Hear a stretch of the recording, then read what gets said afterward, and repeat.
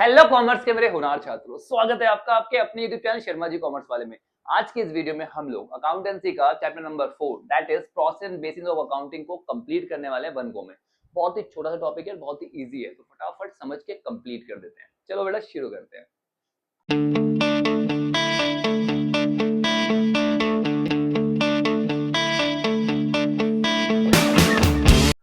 तो बेटा जो भी हमारा अकाउंटिंग हम करते हैं उसमें ना बहुत सारे स्टेप्स होते हैं, तो आपको पता है सारे स्टेप्स मिलके क्या बनाते हैं, प्रोसेस बनाते हैं। तो अकाउंटिंग के लिए एक पूरा प्रोसेस हमें फॉलो करना होता है। सबसे पहले हम क्या करते हैं, आइडेंटिफाई करते हैं बिजनेस ट्रांजेक्शंस को, उसको फिर क्या करते हैं, वाउचर्स बनाते हैं उसके लिए। उसके बाद उसको हम बुक ऑफ ऑरिजिनल एंट्री में रिकॉर्ड करते हैं। रिकॉर्ड करने के बाद उसे हम क्या करते हैं, पोस्ट करते हैं लेजर में। पोस्ट करने के बाद हम उससे ट्रायल बैलेंस और फाइनेंशियल स्टेटमेंट प्रिपेयर करते हैं। ठीक है बेटा, हर एक स्टेप को डिटेल में पढ़ने वाले हैं, डोंट वरी, तसल्ली से समझेंगे, बट मेन स्टेप्स हमारे यही है। ठीक है, चलिए जो हमारे अकाउंटिंग प्रोसेस को फॉर्म करते हैं। अब बात करते हैं हम पहला स्टेप, उसमें क्या होता है, आइडेंटिफिकेशन ऑफ बिजनेस ट्रांजेक्शन। यहाँ पे हम क्या करते हैं, आइडेंटिफाई करते हैं किसको बेटा, बिजनेस ट्रांजेक्शन को। ठीक है, बिजनेस ट्रांजेक्शन को आइडेंटिफाई करना क्या मतलब है बेटा, अकाउंटिंग में हम केवल वही इंफॉर्मेशन रिकॉर्ड करेंगे जो मॉनिटरी टर्म में है। किसमें है, मॉनिटरी टर्म में, ध्यान रखना इस बात को। ठीक है, तो केवल वही ट्रांजेक्शन जो मॉनिटरी इन नेचर है उसी को रिकॉर्ड करते हैं। तो उन्हें आइडेंटिफाई तो करना पड़ेगा ना, क्योंकि जो मनी की टर्म में कैलकुलेट नहीं होती है उसे हम रिकॉर्ड नहीं करते। क्लियर, तो सबसे पहले आपको आइडेंटिफाई करना पड़ेगा। ठीक है, अच्छा, हर एक ट्रांजेक्शन के पीछे आपके पास एविडेंस होना चाहिए। जो भी आपने ट्रांजेक्शन करी है उसका आपके पास एविडेंस प्रूफ होना चाहिए, वाउचर होना चाहिए, जिसके बेस पे आप अकाउंटिंग एंट्री करोगे। आ रही बात समझ में। For recording all the transaction it is necessary that they must be supported या एविडेंस बाय सोर्स डॉक्यूमेंट। भाई कुछ ना कुछ सोर्स डॉक्यूमेंट आपके पास होना चाहिए। आगे बात समझ में, तभी आप अकाउंटिंग में उस एंट्री को रिकॉर्ड कर सकते हो। ठीक है, जैसे कैश मेमो हो गया, जो आपने कोई चीज कैश में खरीदी। ठीक है, इनवॉइस हो गया, बिल ले लिया आपने। ठीक है ना, पे इन स्लिप हो गई। ये सारे क्या होते हैं, आपके एविडेंस होते हैं जिसके बेस पे आप अकाउंटिंग एंट्रीज को रिकॉर्ड करते हो। ठीक है, और होनी कैसे चाहिए सारी की सारी, मॉनिटरी टर्म में। ठीक है, नॉन मॉनिटरी ट्रांजेक्शन को हम रिकॉर्ड नहीं करते। सबसे पहले वो ये क्लासीफाई करते हैं हम लोग। क्लासीफाई कर लिया, इसके बाद हम क्या करेंगे, वाउचर्स बनाएंगे। ठीक है, on the basis of source document, जो आपके पास सोर्स डॉक्यूमेंट थे उनके बेस पे आप वाउचर बनाते हो। ठीक है बेटा, तो वाउचर होते क्या है, वाउचर वो डॉक्यूमेंट होते हैं जो आपको ऑथराइजेशन प्रोवाइड करते हैं टू पे करने के लिए, and on the basis of which, जिसके बेस पे ट्रांजेक्शंस को रिकॉर्ड किया जाता है बुक ऑफ ऑरिजिनल एंट्री में। ठीक है, तो सोर्स डॉक्यूमेंट के हिसाब से आपने क्या बनाया, वाउचर बनाया। वाउचर क्या है, एक ऐसा डॉक्यूमेंट जो आपको अथॉरिटी प्रोवाइड करता है पे करने के लिए, रिसीव करने के लिए। ठीक है, इसके बेस पे आप लोग क्या करते हो, बुक ऑफ ऑरिजिनल एंट्री में रिकॉर्ड करते हो ट्रांजेक्शंस को। ठीक है बेटा, चलिए सेपरेट वाउचर बनाए जाते हैं हर एक ट्रांजेक्शन के लिए। हर ट्रांजेक्शन के लिए अलग अलग वाउचर्स बनाए जाएंगे। ठीक है, it specify the account to be debited, उसमें उसमें मेंशन होता है कि कौन सा अकाउंट डेबिट होगा और कौन सा अकाउंट क्रेडिट होगा, अलग से प्रिंटेड होता है। ठीक है, जो फॉर्म होती है ना, अपना नाम प्रिंट करके रखती है और फिर ये वाउचर्स बनाती है। समझ में आ गई बात। चलिए, अपने नाम से वाउचर्स बनते हैं सारे के सारे। इसके बाद आया हमारे पास recording in books of original entry. एक बार आपने वाउचर्स बना लिए, अब क्या करोगे, रिकॉर्ड करोगे। कहाँ पर, हमारी बुक ऑफ ऑरिजिनल एंट्री में। ठीक है, the book in which the transaction are first of all recorded from voucher या source document is known as book of original entry. वो बुक जहां पर वाउचर से एंट्रीज को रिकॉर्ड किया जाएगा सबसे पहले, उसको बोलते हैं बुक ऑफ ऑरिजिनल एंट्री। ठीक है, छोटा बिजनेस है जहाँ पे ट्रांजेक्शन बहुत कम होती है, तो वहां पर हम जर्नल बनाते हैं। ठीक है, where all the transaction recorded chronological, day to day basis पे क्रोनोलॉजिकल मैनर में हम सारे ट्रांजेक्शन को रिकॉर्ड कर देते हैं। ठीक है, on the basis of double entry system, double entry system के हिसाब से हम सारे ट्रांजेक्शन को रिकॉर्ड कर देंगे। किसमें बेटा, जर्नल में, जहां पर ट्रांजेक्शन बहुत कम है, बिजनेस छोटा है। अगर बिजनेस में ट्रांजेक्शन बहुत ज्यादा है, मतलब बिजनेस बहुत बड़ा है, ठीक है, उस बेस पे क्या होगा, आप अलग से बुक बनाओगे। ठीक है ना, उसे बोलते हैं हम लोग क्या, सब्सिडरी बुक्स। क्या बोलते हैं भाई, सब्सिडरी बुक। जैसे कैश बुक हो गई, परचेज बुक हो गई, सेल्स बुक हो गई। ठीक है ना, purchase return book, sale return book, हर एक के लिए आप अलग से बुक प्रिपेयर करोगे अगर आपके पास बहुत सारी ट्रांजेक्शन आपके बिजनेस में। तो ठीक है बेटा, बहुत बढ़िया, तो आपने रिकॉर्ड कर दिया।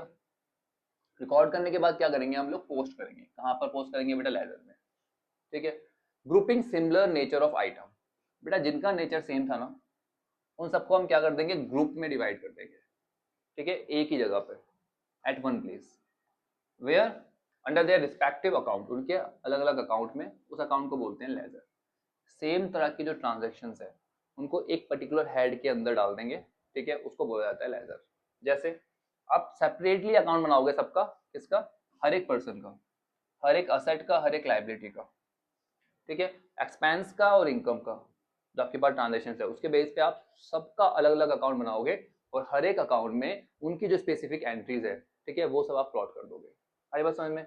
इन ledger separate account is prepare for their names, अलग से उनके नाम में, जैसे सैलरी का हो गया, सैलरी अकाउंट बनता है, वेज अकाउंट बनता है, रेंट अकाउंट बनता है, ये सारे अकाउंट्स हम यहाँ पर प्रिपेयर करते हैं, ठीक है बेटा। तो लेजर क्या हुआ, एक हेड हो गया जिसके अंडर एक स्पेसिफिक टाइप की सारी ट्रांजेक्शन आप रिकॉर्ड कर देते हो, ठीक है, हर एक के लिए, पर्सन के लिए, एसेट के लिए, लायबिलिटी के लिए, हर एक के लिए आप इसको प्रिपेयर करते हो, ठीक है बेटा।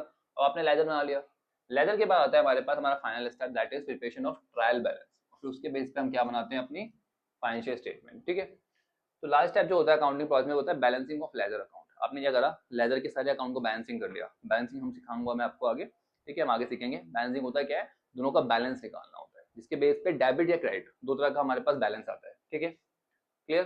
तो सबसे पहले लेजर का हमने क्या कर लिया भैया, बैलेंसिंग कर ली। बैलेंसिंग करने के बाद हम एक स्टेटमेंट बनाते हैं, उसको बोलते हैं बेटा ट्रायल बैलेंस। ये ट्रायल बैलेंस क्या होता है, ट्रायल बैलेंस एक ऐसी स्टेटमेंट जो प्रिपेयर की जाती है डेबिट और क्रेडिट बैलेंसेस से, किसके, लेजर के। तो जो बैलेंस आया ना, डेबिट बैलेंस और क्रेडिट बैलेंस, ठीक है, उसका जो बैलेंस आया वो हम पुट करते हैं कहाँ पर, ट्रायल बैलेंस में, ठीक है। क्या चेक करने के लिए, arithmetical accuracy of book of account, कि भाई कोई कैलकुलेशन कर रहा, किस तरह की कोई गलती तो नहीं हुई है। अगर डेबिट का बैलेंस क्रेडिट के बैलेंस से मैच कर रहा है सब कुछ ठीक है, अगर मैच नहीं कर रहा तो कहीं ना कहीं कुछ ना कुछ गड़बड़ हुई है, हमें उसको रीचेक करना पड़ेगा। आई बात समझ में। चलिए इसके बाद on the basis of trial balance financial statement namely trading and profit and loss account and balance sheet is prepared. भैया ट्रायल बैलेंस बन गया। ट्रायल बैलेंस के बाद हम बनाएंगे हमारा profit and loss account, trading and profit and loss account, जहां से हम प्रॉफिट निकालते हैं, ठीक है, जिससे हमें पता चलता है कि हमारी इनकम कितनी है हमारे पर्टिकुलर बिजनेस की, ठीक है। इसके बाद एक और स्टेटमेंट बनती है, उसका नाम होता है बैलेंस शीट। बैलेंस शीट में बताती है क्या हमारी फाइनेंशियल पोजीशन, हमारे पास कितनी एसेट है, कितनी हमारी लायबिलिटी है, पर्टिकुलर पॉइंट ऑफ टाइम पे हमारी फाइनेंशियल पोजीशन कैसी है। आई बस समझ में, वो बताती है हमारी बैलेंस शीट। क्लियर हो गया, दैट्स इट, बस ये हमारा प्रोसेस था पूरा का पूरा। एक बार फटाफट ओवरव्यू ले लेते हैं। तो अकाउंटिंग प्रोसेस में सबसे पहले फाइनेंशियल ट्रांजैक्शन और इवेंट को आइडेंटिफाई किया जाता है। आइडेंटिफाई करने के बाद उसे हम क्या करते हैं, रिकॉर्ड करते हैं। रिकॉर्ड करने के बाद क्या, रिकॉर्ड कहाँ करते हैं बेटा, छोटी छोटी फर्म होगी, ट्रांजेक्शन कम होगी तो क्या करेंगे, जनरल बना लेंगे केवल, अदरवाइज सब्सिडरी बुक्स बनाएंगे, अलग cash book, purchase book, cell book, सारी बुक्स बनाई जाएगी। उसके बाद एक तरह की ट्रांजेक्शन को हम क्यों क्या करेंगे, क्लासीफाई करेंगे, किसमें बेटा, लेजर में। लेजर में क्लासीफाई कर दिया, उसके बाद क्या करते हैं, उसे हम समराइज करते हैं। क्या करते हैं बेटा, ट्रायल बैलेंस बनाते हैं। ट्रायल बैलेंस के बेस पे trading and profit and loss account बनाते हैं और बैलेंस शीट बनाते हैं, ठीक है बेटा। इसके बाद हमारे पास एनालिसिस होता है, इंटरप्रिटेशन होता है, फिर उसके हम यूजर के साथ उस इन्फॉर्मेशन को कम्युनिकेट कर देते हैं। तो ये हमारा पूरा का पूरा अकाउंटिंग इन्फॉर्मेशन का प्रोसेस रहता है, ठीक है बेटा। चलिए अब आता है हमारे पास हमारा अगला topic, that is basis of accounting. Accounting के बेटा दो बेसिस है, एक कैश बेस, दूसरा एक्रूअल बेसिस। कैश बेस में ट्रांजैक्शन तभी रिकॉर्ड होगी जब वो कैश में पेमेंट होगी या रिसीव होगी, बात खत्म, कैश में ही डील करेंगे। क्लियर, पैसा आ रहा है तो रिकॉर्ड करो, जा रहा है तो रिकॉर्ड करो, इजी। एक्रूअल बेसिस पे क्या होता है, जिस पीरियड की वो ट्रांजैक्शन होती है उस पीरियड में उसको रिकॉर्ड करना है, मतलब जिस पीरियड में उस ट्रांजैक्शन को अर्न किया गया, उस इनकम को अर्न किया गया, अगर इनकम की बात करते हैं तो, और जिस पीरियड में वो एक्सपेंस आपने इंकर्ड किया है, जिस पीरियड में वो एक्सपेंस ड्यू हुआ है, उस पीरियड में उसको रिकॉर्ड करोगे। सिंपली मैंने आपको बता दिया, जिस पीरियड की वो ट्रांजैक्शन है उसी में रिकॉर्ड करना है, पैसा रिसीव हुआ या नहीं हुआ कोई फर्क नहीं पड़ता। आगे बात समझ में। चलिए तो एक बार एग्जाम्पल के साथ समझ लेते हैं इसको, ठीक है, कि भैया एक्स वाई जेड आपकी जो है ना एक ऑर्गेनाइजेशन है, आपने ना सेल करी राम को उधार पे, कितने की, 10,000 रुपए की। कब करी है भाई, 28 मार्च को। 28 मार्च को आपने सेल किया है किसको, राम को, 10,000 रुपए के गुड्स, ठीक है। चलिए बट उसने जो पेमेंट दी है वो दी है 4 अप्रैल 2023 को। तो यहाँ पे हमारे पास दो फाइनेंशियल ईयर बन गए, एक हो गया 22-23, एक हो गया 23-24, आया नहीं। अब अगर मैं बात करता हूँ कैश बेसिस की, तो पैसा कब रिसीव हुआ है, 4 अप्रैल को। तो कैश बेस में रिकॉर्ड कब होगा, 23-24 के फाइनेंशियल ईयर में, क्योंकि 4 अप्रैल 2023 को स्टार्ट हुआ है, 31 मार्च को आपका 2022-23 वाला फाइनेंशियल पीरियड खत्म हो गया था, ठीक है, तो अगला स्टार्ट हो गया, तो उसमें रिसीव हुआ है, तो यहाँ पे ट्रांजेक्शन को रिकॉर्ड होगी कैश बेस पे जब पैसा रिसीव हुआ है। बट एक्रूअल बेसिस पे ये जो इनकम थी वो अर्न कब की गई थी, 28 मार्च को जब मैंने सेल करी तो उसी टाइम पे वो मेरी इनकम अर्न हो गई, पैसा रिसीव हुआ नहीं हुआ कोई फर्क नहीं पड़ता एक्रूअल बेसिस को। आ रही है बात समझ में। तो ये कब रिकॉर्ड होगा, 22-23 में, उस पीरियड में जहां पर वो इनकम अर्न की गई, जिस पीरियड की वो ट्रांजेक्शन थी। इजी समझ में आ गया? बहुत बढ़िया। अब जब एक बार डिफरेंस की फॉर्म में देख लेते हैं। भैया कैश बेस में हम केवल कैश ट्रांजेक्शन को रिकॉर्ड करते हैं, यहाँ पे क्रेडिट और कैश दोनों ही ट्रांजेक्शन को रिकॉर्ड किया जाता है। यहाँ पर इनकम को रिकॉर्ड करते हैं जब वो रिसीव होती है, पैसा रिसीव होगा तब रिकॉर्ड करेंगे। यहाँ पर इनकम को रिकॉर्ड करते हैं जब उसे हम अर्न करते हैं, पैसा रिसीव हुआ या नहीं हुआ कोई फर्क नहीं पड़ता। यहाँ पे एक्सपेंस को रिकॉर्ड करते हैं जब उसे हम पे करते हैं कैश में। यहाँ पर एक्सपेंस तब रिकॉर्ड होते हैं जब वो इंकर्ड होते हैं, ड्यू होते हैं, पैसे की पेमेंट हुई या नहीं हुई कोई फर्क नहीं पड़ता। लीगल पोजीशन, हमारा कंपनीज एक्ट 1956 और अभी जो करंट कंपनीज एक्ट है 2013 वो इसे रिकॉग्नाइज नहीं करता। वो कहता है भैया ये तो इलीगल है, बेकार है, ये हम इसे रिकॉग्नाइज नहीं करते, आप इस तरह से ट्रांजेक्शन रिकॉर्ड नहीं कर सकते, एक्रूअल बेसिस पे रिकॉर्ड करो तभी हम उसे रिकॉग्नाइज करेंगे। आगे बात समझ में। अब आता है हमारे पास ट्रू प्रॉफिट एंड लॉस, कि भैया ट्रू प्रॉफिट एंड लॉस कौन शो करता है? हमारा जो कैश बेसिस है वो फेयर पोजीशन जो है बिजनेस की वो शो नहीं कर सकता, क्योंकि भैया सिंपल सी बात है, केवल आपने वही ट्रांजेक्शन रिकॉर्ड करी जो कैश में हुई है, ठीक है।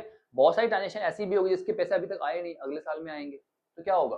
सही से प्रॉफिट एंड लॉस कैलकुलेट हो पाएगा? नहीं हो पाएगा। यहाँ पे आप ट्रू एंड फेयर पोजीशन निकाल पाते हो क्योंकि सारी की सारी ट्रांजेक्शन आपने रिकॉर्ड करी है यहाँ पे।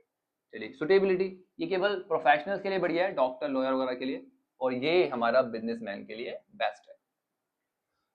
कैपिटल और रेवेन्यू आइटम्स में डिफरेंशिएट करना पड़ता है।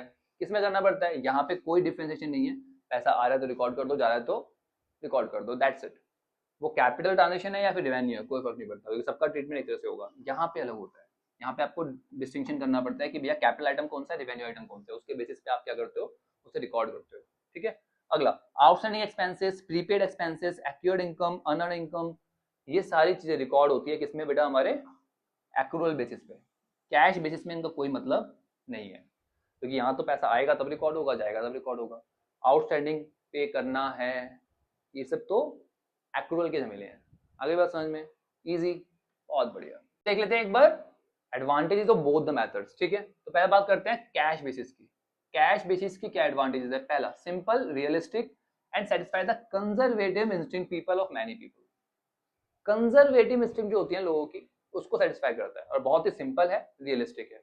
उन लोगों के लिए है भैया जो कंजर्व रहते हैं कि भैया पैसे में ही डील करेंगे, कैश में डील करेंगे, हमें झमेले नहीं पालने कि भैया उधार में डील करें, फिर पैसा आ रहा है नहीं आ रहा उसके पीछे चक्कर लगाते रहे, ठीक है। जिनकी ये सोच होती है कि भैया कैश में डील करो, पैसा आएगा जाएगा, दैट्स इट, बात खत्म, उनके लिए बहुत बढ़िया है।